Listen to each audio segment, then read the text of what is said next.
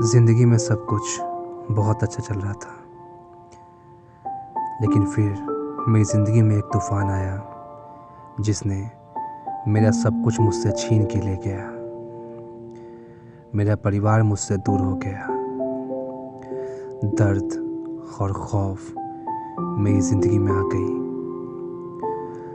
आज से करीब 3 साल पहले मेरी मुलाकात एक लड़की से हुई थी, सपना। मेरी मुलाकात सपना से हुई थी। कुछ टाइम में ही हम लोग बहुत अच्छे दोस्त बन गए और धीरे धीरे हमारी दोस्ती प्यार में बदल गई। एक दिन मैंने सपना को प्रपोज किया, वो मान गई, हमारी शादी हो गई। कुछ टाइम पहले मुझे मालूम पड़ा कि सपना प्रेग्नेंट है। मेरी तो मानो खुशी का ठिकाना नहीं था। सब कुछ बहुत अच्छा जा रहा था। मेरी ज़िंदगी में अच्छी जॉब थी, वाइफ थी और अब तो मेरा बेबी भी आने वाला था। लेकिन शायद किस्मत तो कुछ और ही मंजूर था।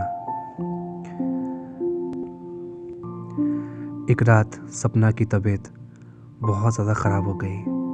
हम लोग जल्दी से उसे लेके हॉस्पिटल पहुँचे। बहुत देर तक उसका ट्रीटमेंट चला, लेकिन फिर डॉक्टर ने बताया कि वो माँ और बच्चे दोनों में से किसी को नहीं बचा पाए। एक्चुअली में कुछ दिन पहले ही बच्चे की मौत हो गई थी, सपना के पेट में ही, जिसके कारण से शरीर में पूरा इन्फेक्शन फैल गया और वो लोग दोनों में से किसी को भी बचा नहीं पाए। एक पल में ही मेरी ज़िंदगी मुझसे छीन गई। उसके बाद हम लोग सपना की लाश को लेके घर पे आ गए। एक बात मैं आप लोग को यहाँ बता देता हूँ कि वैसे तो मैं शहर में रहता हूँ, लेकिन मेरे फैमिली वाले गांव में रहते हैं। मतलब मेरे पापा, मम्मी और बाकी लोग। लेकिन उस रात सब लोग मेरे साथ में ही थे। तो हम लोग सपना की बॉडी को लेके मेरे घर पहुँचे। गांव के सभी लोग ये कह रहे थे कि सपना का जो अंतिम क्रिया है उसे गांव में करते हैं। मैंने कहा कि ठीक है, जैसा आप लोगों को सही लगे वैसा कीजिए। फिर मैंने देखा कि गांव के कुछ लोग कुछ बात कर रहे हैं आपस में। उस समय तो मुझे कुछ भी होश नहीं था कि मैं किसी से कुछ पूछूं या कुछ समझ सकूं। लेकिन फिर भी मुझे एक बात बहुत ही अजीब लगी। इसके लिए मैं वहाँ पर गया। मैंने पूछा क्या बात है। तो वहाँ के एक लोग ने मुझे कहा कि जब किसी औरत की मौत हो जाए और उसके पेट में बच्चा हो तो वो औरत चुड़ैल बन जाती है। इसीलिए हमारे गांव में नियम है कि जिस औरत की मौत हुई है उसके पैर में कील ठोका जाता है ताकि वो वापस लौट के ना आ सके। ये बात सुन के मैंने कहा कि ये सब क्या बकवास है, और मैंने उन लोगों से ऐसा कुछ भी करने के लिए मना कर दिया। लेकिन जब तक मैं मना करता तब तक उन लोगों ने सपना के एक पैर में कील को ठोक दिया था। ये देख के मुझे इतना गुस्सा आया। लेकिन उस समय मेरा दिमाग सच में कुछ भी काम नहीं कर रहा था। लेकिन दूसरे पैर में कील ठोकने के लिए मैंने बिल्कुल मना कर दिया। वहाँ के लोग बोलने लगे, हमें क्या है, तुम समझो, मुसीबत तुम्हें ही होगी। मैंने उनसे कहा कि कोई मुसीबत नहीं होगी, इन सब बकवास को मैं नहीं मानता। उसके बाद हम लोग सपना की लाश को लेके गांव के लिए निकल पड़े। गांव पहुंचते पहुंचते हम लोगों को रात हो गई थी। लेकिन रात में ही हम लोग शमशान घाट जाके और सारा काम ख़त्म करने के बाद हम लोग वहाँ से लौटने लगे। लेकिन जब शमशान घाट से मैं लौट रहा था तो मुझे ऐसा लग रहा था कि कोई है जो कोई मेरे साथ चल रहा है। लेकिन जब भी मैं पीछे पलट कर देखता मुझे कोई भी नज़र नहीं आता। खैर, हम लोग घर वापस आ गए। 3 दिन तक मैं अपने गांव वाले घर में ही था, क्योंकि जो भी काम था वो काम ख़त्म करना था। 3 दिन बाद जब काम ख़त्म हो गए तो मैंने अपने फैमिली से कहा कि मैं जा रहा हूँ वापस। वो लोग मुझसे कहने लगे कि अभी मत जाओ, अभी कुछ दिन और रुक जाओ। लेकिन मुझे कहीं भी कुछ भी अच्छा नहीं लग रहा था। मैं कुछ टाइम तक बस अकेले अकेले रहना चाह रहा था। इसके लिए मैंने उन लोगों से कहा कि मैं जा रहा हूँ और मैं वहाँ से निकल गया। जब मैं शहर पहुँचा और मैं अपने घर में आया तो मेरी आंखों से आंसू आ गए। कुछ दिन पहले ये घर कैसा था और आज ये घर कैसा हो गया है। देखते देखते दोपहर हुआ, दोपहर से शाम और फिर रात हो गई। नींद तो मुझे बिल्कुल नहीं आ रही थी, बस सपना की याद आ रही थी। फिर भी पता नहीं कब मेरी आंख लग गई, लेकिन कुछ टाइम बाद ही मेरी आंख खुल गई। मुझे ऐसा लग रहा था कि बाहर हॉल में कोई है। पहले मुझे ये लगा कि ये शायद मेरे मन का वहम है, लेकिन लगातार मुझे कुछ अजीब, कुछ हलचल की आवाज़ बाहर से आ ही रही थी। क्या है चेक करने के लिए मैं बाहर देखने के लिए गया। मैं अपने बेड से उठ के मैं अपने रूम के गेट के पास गया। मैंने दरवाज़ा खोला तो बाहर हॉल में पूरा अंधेरा था।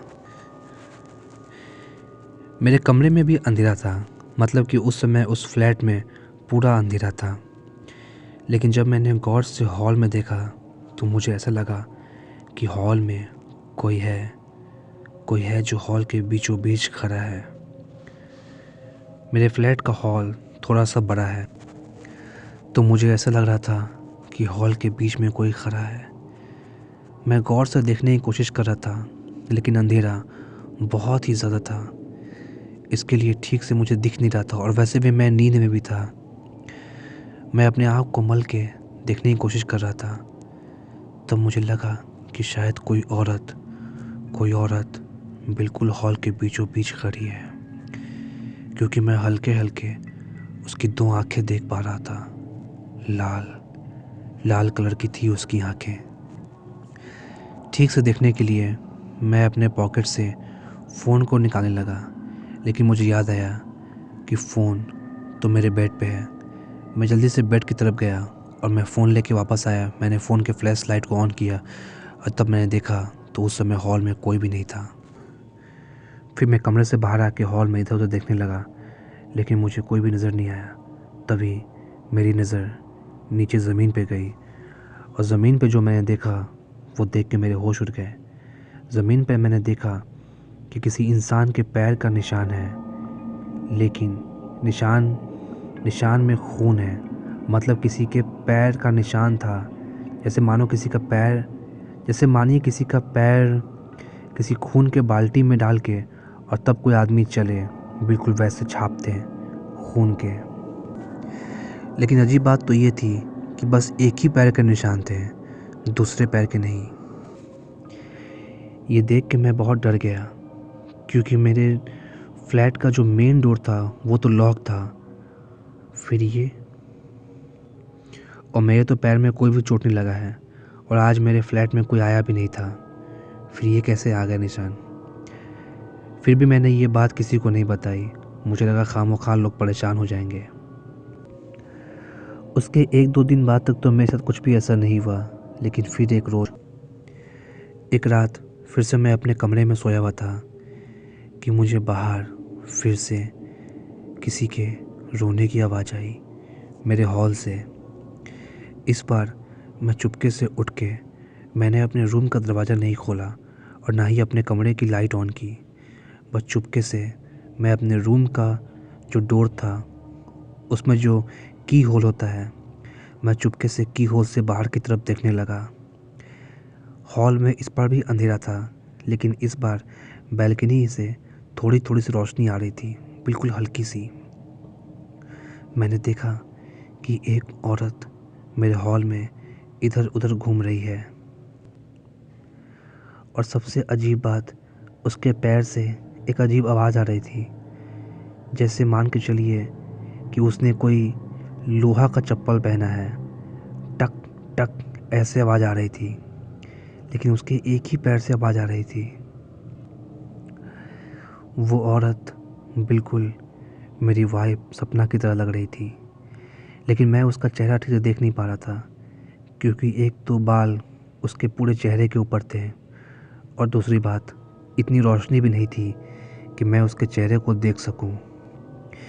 ये देख के तो डर के मारे मेरी हालत ख़राब हो गई, क्योंकि मेरे फ्लैट का तो मेन डोर बंद था, फिर ये औरत अंदर कैसे आ गई। एक बात और, ऐसा लग रहा था कि उसके पेट में बच्चा है, क्योंकि उसकी पेट देख के मुझे ऐसा लग रहा था। वो लगातार बस हॉल में इधर उधर घूम रही थी। इधर मेरे दिल की धड़कन बहुत तेज़ होती जा रही थी। मुझे समझ नहीं आ रहा था कि मैं करूं क्या, कि तभी वो हॉल के बीचों बीच खड़े होके और उसके बाद मेरे कमरे के तरफ पलटी और मेरे कमरे का जो दरवाज़ा है उसके तरफ धीरे धीरे बढ़ने लगी। मैं की होल से उसे देख रहा था, वो धीरे धीरे मेरे कमरे की तरफ बढ़ रही थी। मैं पीछे हट गया, क्योंकि वो बिल्कुल मेरे दरवाजे के उस तरफ खड़ी थी। अब मेरे और उसके बीच में बस एक दरवाज़ा का ही फासला था। उसके बाद वो ज़ोर ज़ोर से दरवाज़ा को पीटने लगी। अब तो मुझे ऐसा लग रहा था कि मेरा मरना तय है। वो ज़ोर ज़ोर से दरवाज़ा को पीट रही थी और एक भयानक आवाज़ में बोल रही थी, दरवाज़ा खोलो, मुझे अंदर आना है, दरवाज़ा खोलो, मुझे अंदर आना है। जब वो ऐसा बोल रही थी तो आवाज़ उसके नाक से आ रही थी। ऐसा लगा था कि मानो वो नाक से बोल रही है। वो दरवाज़ा को इतनी ज़ोर ज़ोर से पीट रही थी, मानो जैसे कि वो दरवाज़ा को तोड़ देगी। मुझे कुछ समझ नहीं आ रहा था कि मैं करूं क्या। मैं जल्दी से अपना फ़ोन निकाल के नीचे जो फ्लैट में लोग थे, मैंने उनको कॉल किया। मैंने उनसे कहा जितनी जल्दी हो सके ऊपर आइए। वो कुछ मिनट में ही वो लोग ऊपर आ गए और जैसे ही वो लोग मेन डोर पे आए कि ये मेरे रूम का दरवाज़ा शांत हो गया। मुझे गेट खोल के बाहर जाना था मेन डोर खोलने के लिए, तभी मुझे बहुत डर लगा था। मैं धीरे धीरे अपने रूम का दरवाज़ा खोला, लेकिन बाहर हॉल में कोई नहीं था।